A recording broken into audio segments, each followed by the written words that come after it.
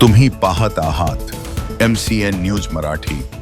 बुलढाणा जिल्ह्यातील Jalgaon education society Jalgaon Jamod संचालित श्रीपाद कृष्ण कोल्हटकर महाविद्यालयात नवीन प्रवेशित विद्यार्थ्यांसाठी 6 ते 10 जुलै 2026 या कालावधीत आयोजित करण्यात आलेला अभिक्रम उपक्रम उत्साहपूर्ण वातावरणात संपन्न झाला।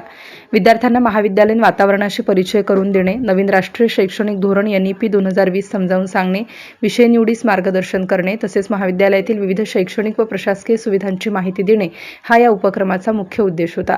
या उपक्रमाचे उद्घाटन जळगाव एज्युकेशन सोसायटीचे अध्यक्ष अनिल जयस्वाल यांच्या हस्ते करण्यात आले। तर यावेळी संस्थेचे सचिव अनुप पुराणिक, सहसचिव मिलिंद जोशी तसेच महाविद्यालयाचे प्राचार्य डॉक्टर गिरीश माई यांची प्रमुख उपस्थिती होती।